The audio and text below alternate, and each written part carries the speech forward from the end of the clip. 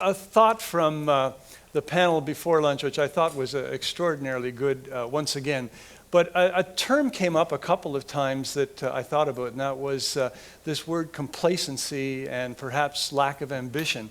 And I'm certainly willing to concede that the fact is, in this wonderful country of Canada that we belong to, we can be a little bit complacent at times, and I get the argument, but let me tell you that, and I think people like Ginny and Steve and Mark and Margaret, those of us that work in the trenches here, we do not see complacency in the student body today. We just don't see it. This may be something with a little bit older crowd. This is the first generation that I think absolutely recognizes that they probably won't be as well off as the parents' generation. They are under no illusions whatsoever that they are operating in a global market and need to govern themselves accordingly. They see innovation in some ways as being as wonderful for job creation, but they're actually seeing it in many ways job destruction.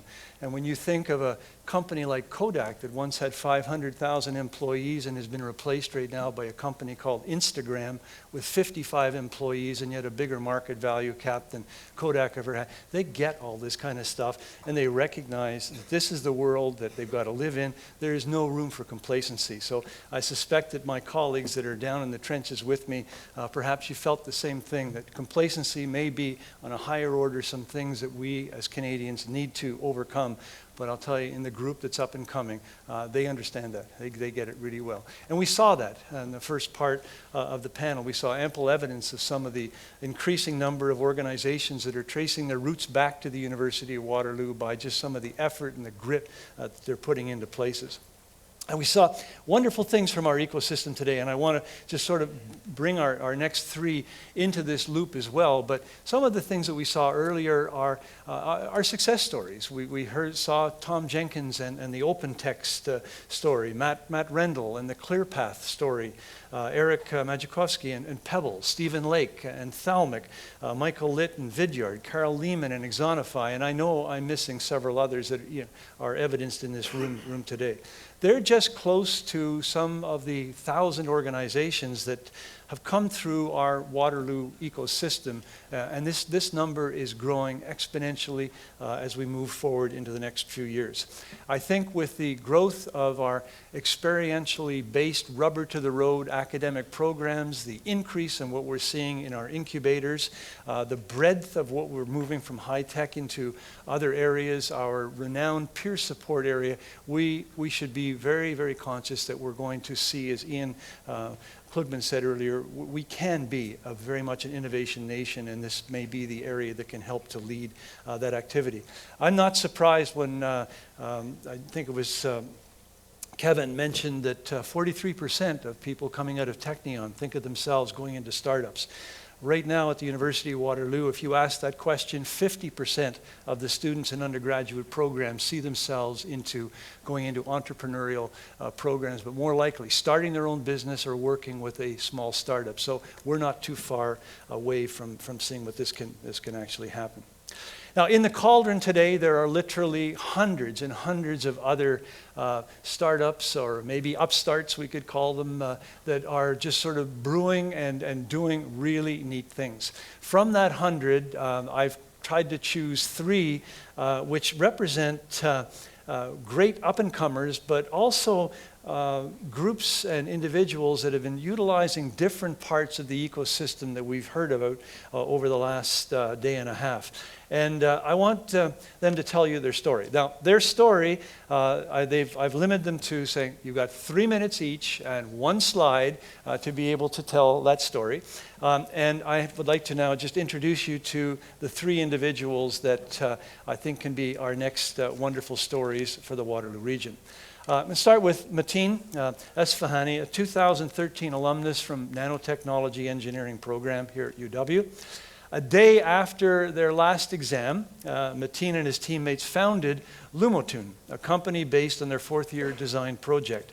Lumotune makes digital screens in the form of clear plastic films. Mateen is currently the CEO of Lumotune. In less than a year, Mateen helped Lumotune increase its pixel count by over 100 times, release its first product, build an 8-person dream team who have collectively worked at Apple, Microsoft, Harvard, MIT, and Xerox. I'll call Mateen up in just a second. Let me introduce the other two as well. Camilla Nunez is an educator, researcher, and entrepreneur. She's been teaching Spanish language courses at the post-secondary level for over 7 years. A PhD and also a graduate from the Conrad Master of Business Entrepreneurship and Technology program. She's the CEO of Milao Language, an innovative educational technology company that focuses exclusively on helping learners transition from memorizing grammar and vocabulary rules to fluently communicating in a foreign language. Español, huh? See? Okay, great, okay. And Hongwei Liu, is the co-founder of MapDin, which builds software for indoor mapping and wayfinding applications. Since 2011, he's led the company's growth from the 3-person founding team out of the Velocity residence to the 13-person operation currently based in downtown Kitchener. Hongwei came to KW to study electrical engineering at the University of Waterloo. Today, he focuses on dreaming big, talking to customers, and finding amazing people to help build the dream. So those will be our 3 next up-and-comers. Mateen, could I turn it over to you as a starting point, and then you'll shift off and hand off to Camilla, okay? Thanks very much. So last year, I had an important decision to make. I could either go to the University of Toronto, I had an offer to go to grad school, or I could stay in Waterloo and continue our 4th-year design project here in Waterloo. And thank God I made the right decision and stayed in Waterloo. The reason I'm saying that is not because it just feels good to have turned a germ of an idea into a company, but rather it feels good to know that it can be done, just like all the other startups that came out of Waterloo. And we realized that it doesn't matter how ambitious, even if the company is, or what it wants to do is a little bit too ambitious, it still can be done. And in our case, it was a little bit too ambitious because we wanted to turn every publicly viewable glass into monetizable ad space. We wanted to turn glass into a new medium for displaying information.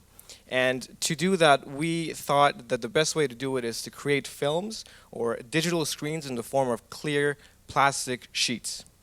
And essentially, we thought that the best way to do that is to change the way we think about displays, change the way we address pixels, change the way we think of displays. And instead of making pixels that emit light, we make pixels that can become transparent or opaque. And once you put millions of these pixels beside each other, you can display an image or text or whatever you want. So we started off with 25 pixels. This was last year this time. And right now we're at 3,000 pixels, and in September we're going to be around 1 million pixels. And it's just been amazing just how we took these small steps to be where we are right now and where we're going to go in the near future. At the same time, we were only 3 co-founders last year this time, and now we're 8 people in the team. We have experience again all from display developers with Apple, BlackBerry, and it's been great to get all these people on board and tell them that this is the future of glass. This is the way we're going to display information in the future. And so, but what I really want to talk about right now is that this really would not have been possible if it wasn't for the Waterloo community. So we graduated from the University of Waterloo just to enter an ecosystem that the university has created around itself. And especially the most important thing for us was entering the Velocity garage. You know, we saw ourselves as lone soldiers. We're trying to do something that we don't even know what we're supposed to do, what the next step is. And just talking to the mentors that we have at Velocity, having free space, and talking to entrepreneurs who are in the same boat as us just less than a year ago really helped us move forward. And if it wasn't for the ecosystem that we have in Waterloo, I'd probably still be in Toronto right now, and I'll be probably studying for my next exam. So. Hi. As Howard was saying earlier, we live in a global world, and with that, language learning is becoming very popular. In fact, more than 2 billion people are trying to learn a foreign language at the moment. That is about 1/3 of the global population. That is a lot of people. And with that, about $58 billion is being spent every year on language learning. That is also a lot of money. However, only 1 in 25 adult learners actually ever becomes fluent and communicatively competent in a language they're trying to learn. Now that is a big problem where a lot of money is being spent and the return on investment is not so great. So with the big problem comes a big opportunity as well, and that's where we come in. So why are we, how many of you try to learn a foreign language before? Put your hand up. And how many of you consider yourself fluent in this language? Yeah, we always get this. And why does that happen?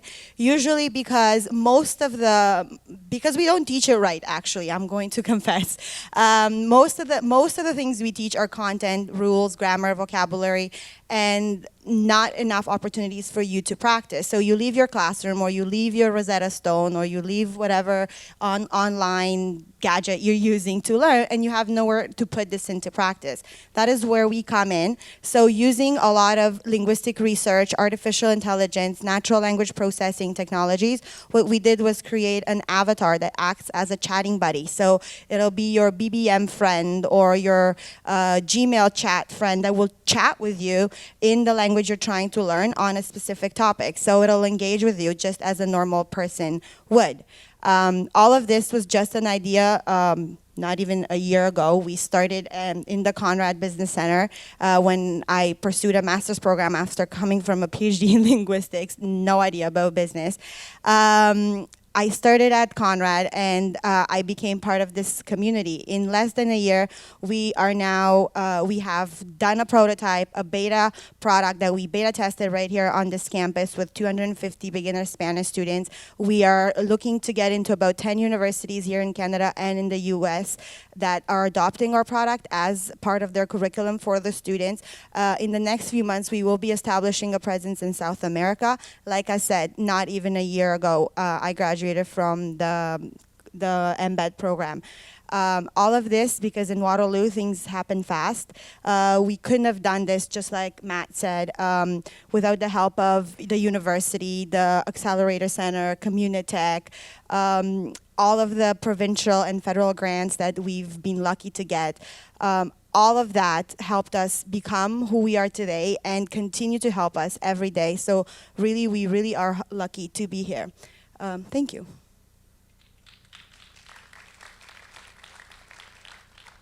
So hi everyone, my name is Hong Wei. I'm one of the founders at Mapped-In, and just very quickly, I guess what we do again is that we build software for indoor mapping, indoor navigation.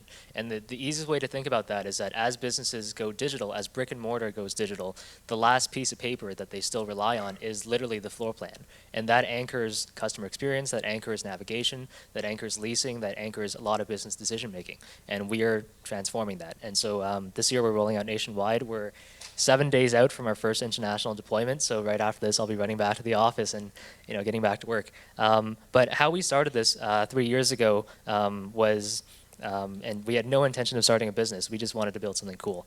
So my story, or how at least I got involved, is I was a co-op at Research in Motion, BlackBerry today. I was working in the RF lab, and my friend had just been admitted in first year to a residence called Velocity. And knowing nothing else about it except the fact that it had air conditioning and my residence didn't, I made the very quick decision to apply, and because the fees were roughly the same. And so that's actually how I got involved. And in the first weekend, they said, all right, everyone get into groups, everyone come up with ideas, things that you think you want to build, things that ultimately are cool. And the idea that our group had was, what if we built indoor navigation, Google Maps for indoors? And that was just for everyone, for us, right? To replace the map on the walls, the directory at the museum, at the airport, at the malls. And we created a business around that, but that was many years down the road. And so I guess where this really comes to is that today we're actually we just hired our 14th person, and we're executing pretty hard to get to 30 by the end of this year. And that's just to keep up with customer ramp up.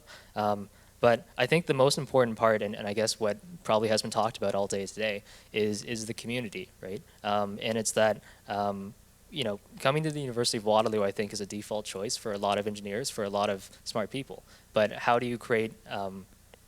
But it's the opportunity to be in an environment where it's not about getting a stamp, it's not about getting a diploma, it's not about achieving certain defined goals, but being in an environment where it's cool to build things, where it's cool to try things, and being put in an incubator where the fondest memories I have was watching Kik take off, or hearing about Alerta, or hearing about Redwood Strategic, companies that had come right before us in the residence, and saying, man, I want to do that, not because it makes a lot of money, but because that's a story that I want to have, and those are people I admire. And so I think the Kitchener-Waterloo community as a whole, and the university being part of that, is special because it's an area where people pay it forward, right? And that's a term that's thrown around all the time, but having done a lot of business in Toronto, it's all about, I'll help you out, then you help me out. Whereas the Velocity program, I guess, as an example, and the Conrad program, and the community as a whole, and Communitech, it's all about, we've been there before. Here are all these people that will spend time, that will spend 30 minutes, and truly want you to succeed, expecting nothing back except that you kick the ladder back down when you get to the top. And that's probably been the fondest memory that we have, and that's why we're very excited to still be here. So thanks very much.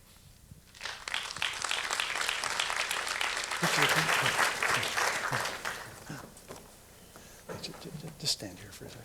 Yeah, thanks. Hold on to that. Thanks, Camille. Okay. I just want you to stand there for a second because I think we're going to give you one more round of applause. And for those of you that aren't as familiar with the UW community and ecosystem, you probably heard a number of things that we almost take for granted here. There's the mention of the importance of the co-op program. There's the mention of how much help Velocity was. There's a mention of the academic programs around the university, one that Camelia particularly mentioned in the master's program. There's the mention of the helpful mentorship that's coming around. I didn't hear too much in the funding, but I know that there's been some funding in the background here as well. And then I think at the end, Hongwei just put it so nicely. There is that attitude of the pay it forward. We do see that as being part of our day-to-day kind of responsibilities in the area. I think in another year or two, we're probably going to see you guys up here for full-length presentations as your companies mature. So thank you so much for your willingness to come up. Appreciate it. Go ahead. I'll stay up